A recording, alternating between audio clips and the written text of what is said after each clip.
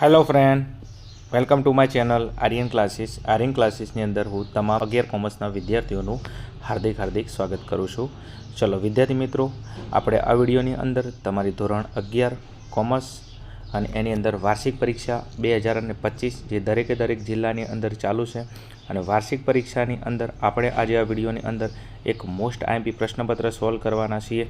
અને આ પ્રશ્નપત્ર કયા વિષયનું છે, કયા જિલ્લાનું છે, બીજું ક્યારનું છે, આ દરેક વસ્તુ આપણે આ વિડીયોની અંદર જોવાની છે. ખાસ ચેનલ પર નવા હો તો ચેનલને સબસ્ક્રાઈબ કરજો, વિડીયોને લાઇક કરજો અને તમારા મિત્રો સુધી શેર કરજો. ચલો ફટાફટ આપણે જોઈશું. અહીંયા તમે જોશો ધોરણ 11 વિષય છે તમારો આંકડાશાસ્ત્ર, એટલે સ્ટેટનું પેપર છે. અહીંયા તમે જોશો વાર્ષિક પરીક્ષા 2024 અને 25. બીજું અહીંયા પેપર પીડીએફની અંદર વિદ્યાર્થીએ મોકલેલી પીડીએફ છે એટલા માટે દેખાતું નથી, પણ આ પેપર ગાંધીનગર જિલ્લાનું છે. ક્યાંનું છે મગજમાં રાખજો, ગાંધીનગર જિલ્લાનું પેપર છે. બીજું તારીખ અહીંયા તમને આપેલી છે, જોશો તમે તો 15/4/2025, એટલે આજનું લેટેસ્ટ આજે લેવાયેલું પેપર છે ગાંધીનગર જિલ્લાની અંદર. કુલ ગુણ તમે જોઈ શકો છો 80 ગુણનું પેપર છે. વિદ્યાર્થી મિત્રો, પેપર જો તમારા જિલ્લાની અંદર હજી આંકડાશાસ્ત્રનું પેપર લેવાનું બાકી હોય તો આ પેપર તમારા માટે મોસ્ટ ઇમ્પોર્ટન્ટ છે. બેઠા પ્રશ્નો આ પેપરની અંદરથી પૂછાઈ શકે છે. તો ખાસ પેપરને તૈયાર કરી અને શાંતિથી એક્ઝામ આપવા માટે જજો, તો તમને ઘણો બધો આ પેપરમાંથી બેનિફિટ થશે. ચલો, તમારો સમય વધારે નથી લેવો, ફટાફટ આપણે આવતા રહીશું તમારા પેપરના સોલ્યુશન ઉપર. શરૂઆત કરવી છે પેપરની વિભાગ એથી. વિભાગ એની અંદર તમે અહીંયા જોશો તો તમને ખબર છે કે વિભાગ એમાં 16 MCQ આલે છે. ચલો, અને 4 MCQમાંથી એક સાચો MCQ આપણે ટીક કરવાનો હોય છે. ચલો, એમાં પ્રથમ નંબરનો MCQ છે સંભાવના શાસ્ત્રના પ્રારંભિક પરિણામો માટેના મહારથીઓમાં એક નીચેના પૈકી કોણ છે? સંભાવના શાસ્ત્રના મહારથી તમને ખબર છે કે એમાં આવે છે એક લાપ્લાસ અને બીજું એક આવે છે ગોસ. સંભાવના શાસ્ત્રના બે મહારથીઓ કયા છે? લાપ્લાસ અને ગોસ. તો અહીંયા તમને આપેલું છે લાપ્લાસ. બીજું અહીંયા ગોસ પણ છે, જો, કારણ કે બંને મહારથીઓનું નામ શું છે? લાપ્લાસ અને ગોસ. તો અહીંયા બંને આપેલા છે, જો, ક્લિયર. ચલો હડો નેક્સ્ટ. તો અહીંયા મહારથીઓની અંદર તમને બુકમાં બંને આપેલા છે. કોણ છે? લાપ્લાસ અને ગોસ, જે અહીંયા બંને આપેલા છે. બીમાં છે અને ડીની અંદર બી છે. ચલો આગળ નેક્સ્ટ. ચલો, એના પછી નેક્સ્ટ પ્રશ્ન નંબર 2માં જ આવશે નીચેના પૈકી કયો ચલ અસતત છે? અસતત ચલનું કીધું છે, તો તમારા જવાબમાં જેને ગણી શકાય. અસતત ચલની વ્યાખ્યા શું છે કે યાદચ્છિક ચલ એક્સ એ વાસ્તવિક જે આપણું વાસ્તવિક ચલ હોય એની અંદર ગણી શકાય તેવી કદાચ કિંમત ધારણ કરે વાસ્તવિક સંખ્યાની અંદર, તો એને અસતત ચલ કહેવાય. તો વ્યક્તિની ઊંચાઈ આ તો માપી શકાય, આ ના આવે. વસ્તુનું વજન માપી શકાય, એ પણ ના આવે. મેદાનનું ક્ષેત્રફળ માપી શકાય, એ પણ ના આવે. તો અહીંયા જોશો ઓપ્શન નંબર ડીમાં કુટુંબ દીઠ બાળકોની સંખ્યા. આ કુટુંબિક બાળકોની સંખ્યા એને તમે ગણી શકો છો, અને ગણી શકો એટલા માટે શેમાં આવે છે? અસતત ચલમાં. તો તમારો જવાબ આવશે ઓપ્શન નંબર ડી.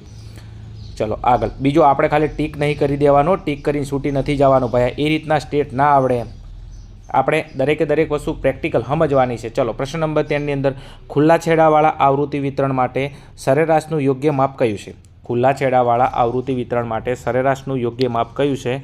તો તમારો અહીંયા જવાબ આવશે મધ્યસ્થ. કયો જવાબ આવશે? મધ્યસ્થ. ચલો, એના પછી નેક્સ્ટ આગળ જવું છે પ્રશ્ન નંબર 4 ઉપર. તો અહીંયા કીધું છે નીચેનામાંથી કયા સંજોગોમાં મધ્યક શોધી શકાતો નથી? નીચેનામાંથી કયા સંજોગોમાં મધ્ય શોધી શકાતો નથી? તો તમારો જવાબ આવશે અહીંયા ઓપ્શન નંબર બી, ખુલ્લા છેડાવાળા વર્ગો આપેલા હોય ત્યારે. તમને કદાચ ખબર છે, તમે દાખલો ગણ્યો હોય, ખુલ્લા છેડાવાળા વર્ગો આપેલા હોય તો તમે એનો મધ્યક શોધી શકો નહીં. તો અહીંયા ઓપ્શન નંબર તમારો આવશે બી.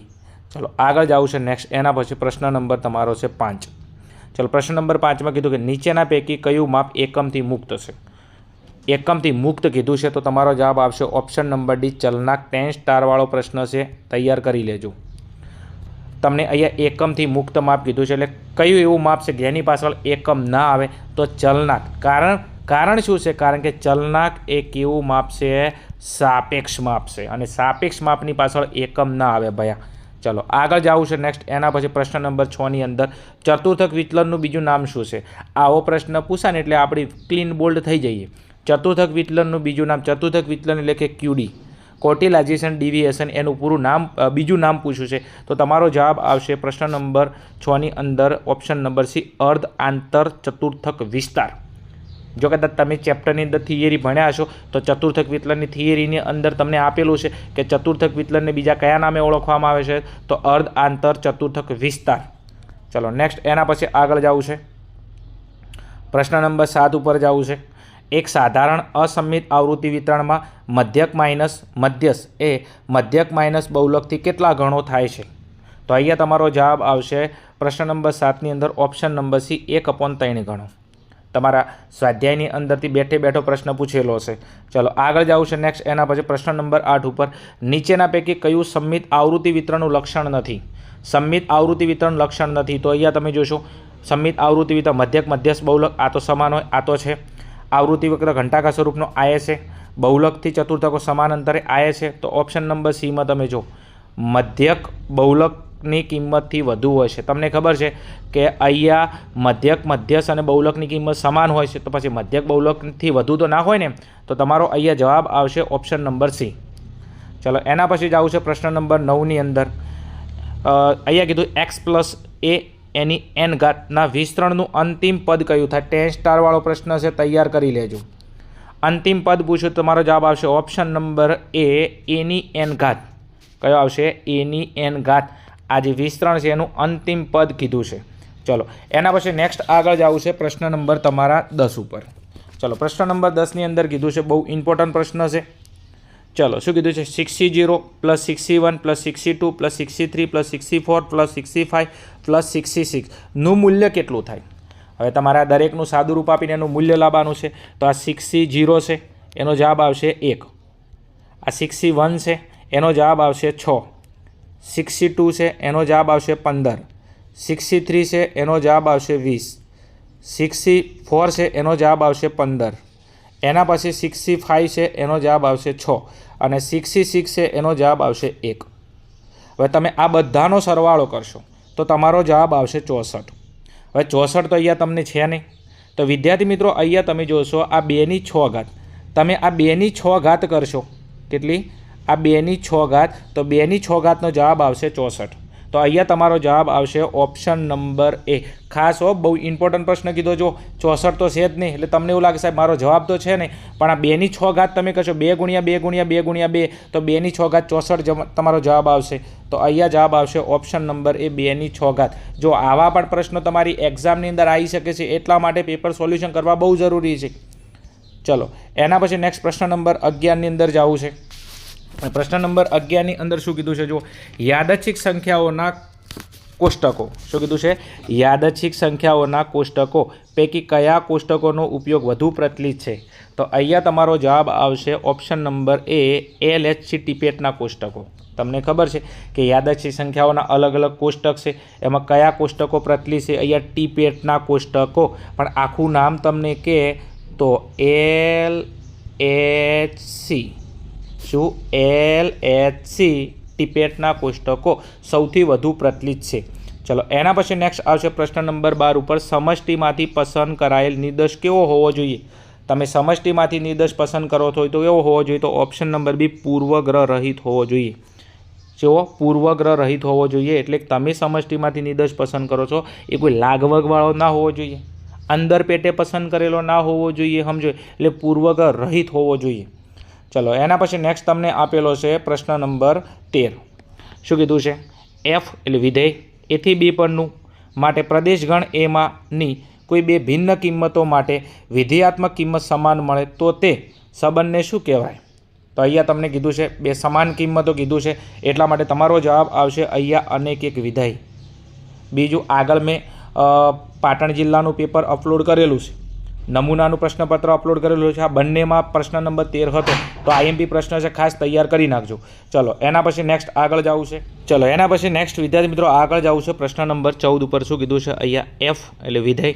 એમાં વિધેયની અંદર કિંમત આપેલી છે 2, 3, 5 અને fx બરાબર એક સમીકરણ છે 2x + 5 અને બીજું વિધેય છે g. તમને ખબર છે કે વિધેયના અલગ અલગ સંકેત છે. પહેલું વિધેય કીધું છે એફનું, બીજું વિધેય કીધું છે જીનું. એફના વિધેયના ઘટકો કયા? 2, 3, 5. જીના વિધેયના ઘટકો છે 1, 2 અને 3.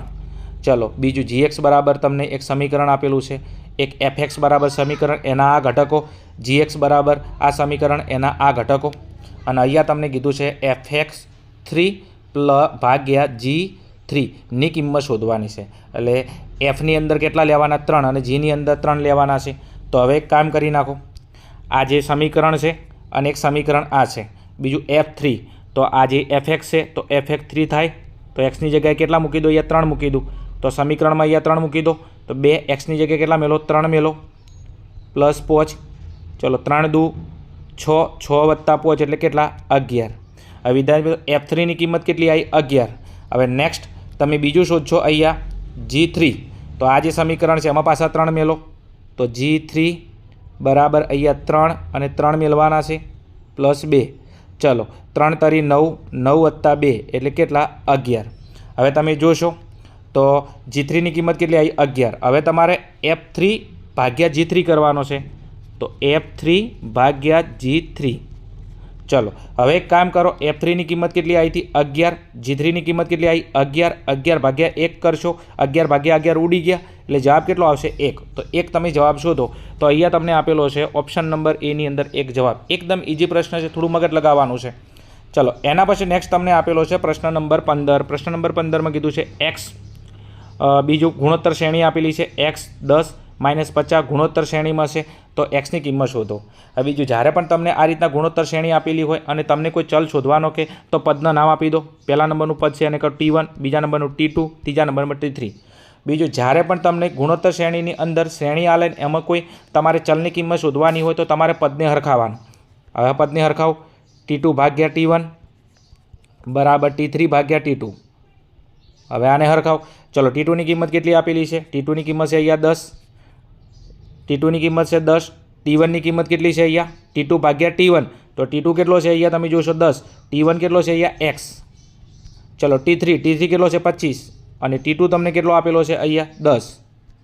ચલો ચોકડી ગુણાકાર કરી નાખો. 10 ગુણ્યા 10 કેટલા? 100 થઈ ગયા. ચલો અહીંયા 25 ગુણ્યા x એટલે કેટલા? 25x. ચલો હવે નેક્સ્ટ બીજો -25x છે. અહીંયા મગજમાં રાખજો, અહીંયા -25 છે. ચલો હવે એક કામ કરો, 25 ગુણાકારમાં સામે જો તો ભાગાકારમાં. તો 100 ભાગ્યા 25 કરશો તમે કેટલા? 100 ભાગ્યા -25 બરાબર x. ચલો 25 જોગ 100, 4 વચ્ચે પણ ચેવા? -4. તો એક્સની કિંમત અહીંયા આવશે તમારી -4. નવું કશું નથી. અહીંયા T1, T2, T3 નામ આપી દેવાનું છે અને T2 ભાગ્યા T1 બરાબર T3 ભાગ્યા T2 પદને હરખાવવાનું. તમારો જવાબ કેટલો આવશે? -4 આવશે. ચલો એના પછી નેક્સ્ટ આગળ જવું છે પ્રશ્ન નંબર 16 ઉપર. એક ગુણોત્તર શ્રેણીનું nમું પદ, એક ગુણોત્તર શ્રેણીનું nમું પદ Tn બરાબર 2ની n+1 ઘાત હોય તો સામાન્ય ગુણોત્તર શોધો. ચલો હવે સામાન્ય ગુણોત્તર શોધવાનો છે. બીજું તમને ખાસ તમારે અહીંયા નવું કશું કરવાનું નથી, સૂત્ર મૂકવાનું છે. Tn બરાબર સૂત્ર શું છે? a × r ની n-1 ઘાત. હવે એક કામ કરી નાખો, અહીંયા તમને આપેલું છે Tn એમના m. જો તમે જો હવે હરખાવ. એ તો છે નહીં તો એને મારો ગોળી. ચલો અહીંયા તમે જો, અહીંયા આપણા સૂત્રમાં છે r ની n-1 ઘાત. અહીંયા જો તમને 2ની n-1 ઘાત આપેલો છે તો અહીંયા r ની જગ્યાએ કેટલા છે? 2. તો તમારો અહીંયા જવાબ આવશે કેટલા? 2 જવાબ આવશે. Option number B. કશું નહીં, ખાલી સૂત્ર અંગાત હરખાવો તો અહીંયા r ની કિંમત કેટલી છે? 2. ચલો એના પછી નેક્સ્ટ જવું છે આપણે વિભાગ B ઉપર. ચલો વિભાગ B ની અંદર શું કીધું છે તમે જોશો. અહીંયા નીચેના પ્રશ્નોને એક વાક્યમાં જવાબ આપવાના છે. પ્રત્યેકનો 1 ગુણ ને 8 ગુણનો આપણો વિભાગ. B ની અંદર પ્રશ્ન નંબર 17 આપેલો છે. સંખ્યાત્મક માહિતીની વ્યાખ્યા આપો. શું આપવાનું છે? સંખ્યાત્મક માહિતીની વ્યાખ્યા. બીજું અહીંયા લખ્યું નહીં, તમને બોલું છું, તમે સાંભળજો. સંખ્યાત્મક માહિતી એટલે શું? તો સંખ્યાત્મક ચલના અવલોકનના સમૂહને સંખ્યાત્મક માહિતી કહેવામાં આવે છે. એકદમ ઇઝી છે. સંખ્યાત્મક ચલના અવલોકનના સમૂહને સંખ્યાત્મક માહિતી કહેવામાં આવે છે. ચલો આગળ એના પછી નેક્સ્ટ પ્રશ્ન નંબર 18. સંચય આવૃત્તિની વ્યાખ્યા આપો. સંચય આવૃત્તિ એટલે CFની વ્યાખ્યા કીધું છે, હું બોલું છું, ધ્યાન આપજો. વર્ગની આવૃત્તિ અને તેની આગળની તમામ આવૃત્તિના સરવાળાને, વર્ગની આવૃત્તિ અને તેની આગળની તમામ આવૃત્તિના સરવાળાને સંચય આવૃત્તિ કહેવામાં આવે છે. તેને સંકેતમાં CF વડે દર્શાવવામાં આવે છે. ચલો આગળ નેક્સ્ટ. એના પછી પ્રશ્ન નંબર 19 કીધું જો અવલોકનનું મહત્વ જુદું જુદું હોય, જો અવલોકનનું મહત્વ જુદું જુદું હોય તો કઈ સરેરાશ વાપરવી જોઈએ? અવલોકનનું મહત્વ જુદું જુદું આપેલું છે તો કઈ સરેરાશ વાપરવી જોઈએ? તો તમારો જવાબ આવશે ભારિત મધ્યક. જવાબ શું આવશે? ભારિત મધ્યક. જો અવલોકનનું મહત્વ જુદું જુદું આપેલું હોય તો એવા સંજોગોમાં કઈ સરેરાશ? તો ભારિત મધ્યક સરેરાશ વાપરવી જોઈએ. એને કહેવાય છે x/w. શું કહેવાય છે? x/w. ચલો એના પછી નેક્સ્ટ જવું છે આગળ. પ્રશ્ન નંબર 20 ઉપર પ્રસારનું શ્રેષ્ઠ માપ કયું છે? પ્રસારનું શ્રેષ્ઠ માપ કયું છે? તો તમારો જવાબ આવશે પ્રમાણિત વિચલન. જવાબ શું આવશે? પ્રમાણિત વિચલન. ઓકે, જેને કહેવાય છે એસ. ઓકે, પ્રસારનું શ્રેષ્ઠ માપ તમને પૂછે તો પ્રમાણિત વિચલન. બીજું આ માપ કોને આપ્યું? તો કાર્લ પિયર્સને. ચલો આગળ નેક્સ્ટ. એના પછી પ્રશ્ન નંબર 21, કઈ પદ્ધતિથી મેળવેલ વિષમતાંકની કિંમત વધુ વિશ્વસનીય હોય છે? કઈ પદ્ધતિથી મેળવેલ વિષમતાંકની કિંમત વધુ તમને ખબર છે વિષમતાંક શોધવાની બે પદ્ધતિ છે, કાર્લ પિયર્સનની પદ્ધતિ અને બાઉલીની પદ્ધતિ. એમાં કોની કિંમત વિશ્વસનીય છે? તમારો જવાબ આવશે કાર્લ પિયર્સનની પદ્ધતિ. જવાબ શું આવશે? કાર્લ પિયર્સનની પદ્ધતિ. તમે કાર્લ પિયર્સનની પદ્ધતિથી વિષમતાંક શોધશો તો એની કિંમત કેવી આવશે? વિશ્વસનીય આવશે. વિષમતાંક શોધવા માટે બે પદ્ધતિઓ છે, એક છે કાર્લ પિયર્સનની પદ્ધતિ, બીજું બાઉલીની પદ્ધતિ.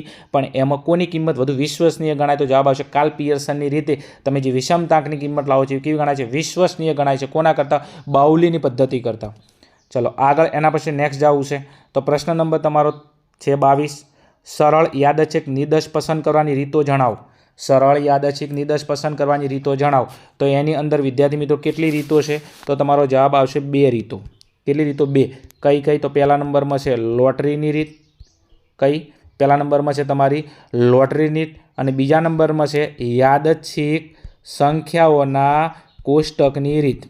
આખું તમે જોઈ લેજો. સરળ યાદચ્છિક નિર્દેશ પસંદ કરવાની રીતો કેટલી? 2. કઈ? લોટરીની રીત અને બીજા નંબરમાં યાદચ્છિક સંખ્યાઓના કોષ્ટકની રીત. ચલો આગળ એના પછી નેક્સ્ટ જવું છે. પ્રશ્ન નંબર તમારો 23 છે, અનેક એક વિધેયની સાંકેતિક વ્યાખ્યા આપો. શું? અનેક એક વિધેયની સાંકેતિક વ્યાખ્યા આપો. એટલે અનેક એક વિધેયની વ્યાખ્યા તમારે આપવાની છે. બીજું આ વ્યાખ્યા તમને આપેલી છે, કદાચ તમને ખબર હોય તો તમે અહીંયા MCQમાં જોશો ને, અમુક જગ્યાએ તમે મગજ લગાવો તો તમારું કામ થઈ જાય. જો અહીંયા આપેલી છે આ 13મા નંબરની વ્યાખ્યાનો જવાબ હતો અનેક એક વિધેય. હવે એની વ્યાખ્યા આ રીજો અનેક એક વિધેયની. F A થી B પરનું વિધેય છે માટે પ્રદેશગણ એમાંની કોઈપણ બે ભિન્ન કિંમતો માટે વિધેયાત્મક કિંમત કેવી મળતી હોય? સમાન મળતી હોય તો તેને અનેક એક વિધેય કહેવામાં આવે છે. આ એની વ્યાખ્યા છે. ઓકે, ચલો એના પછી નેક્સ્ટ તૈયાર કરી લેજો. વ્યાખ્યા IMP છે તમારી. ચલો એના પછી નેક્સ્ટ તમારો છે પ્રશ્ન નંબર 24, એક ગુણોત્તર શ્રેણીમાં સામાન્ય ગુણોત્તર 1 છે.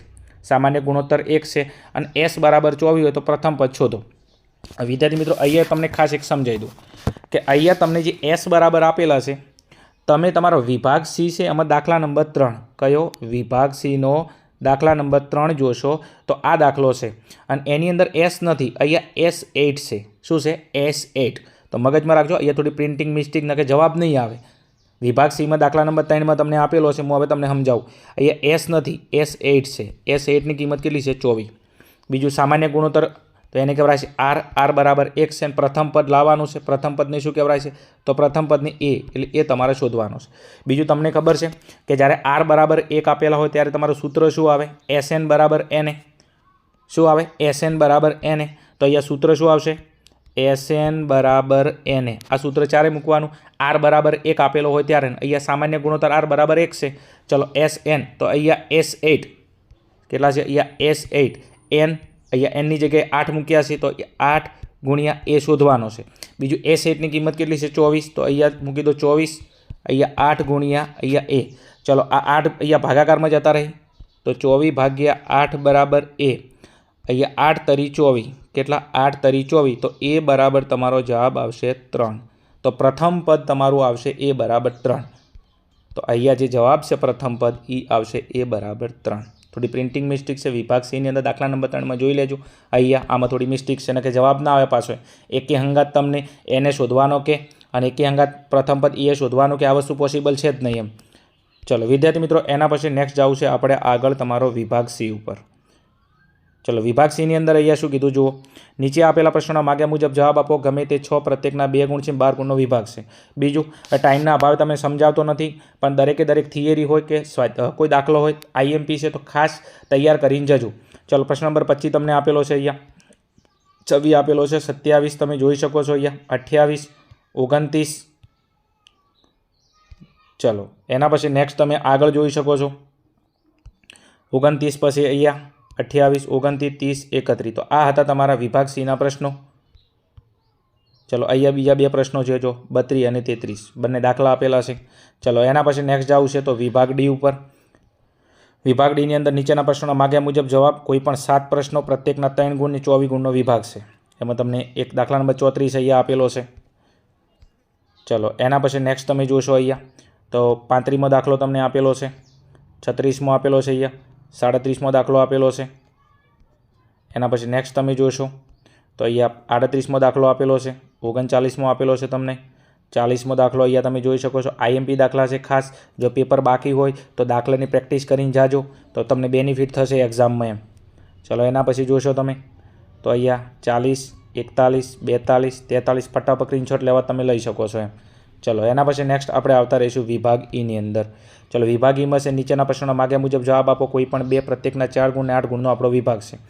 ચલો અહીંયા તમને માહિતી આપેલી છે, જોઈ શકો છો પ્રશ્ન નંબર 44ની અંદર. ચલો એના પછી નેક્સ્ટ તમને અહીંયા પ્રશ્ન નંબર 45 આપેલો છે, જોઈ શકો છો. 46 તમને આપેલો તમે જોઈ શકો છો.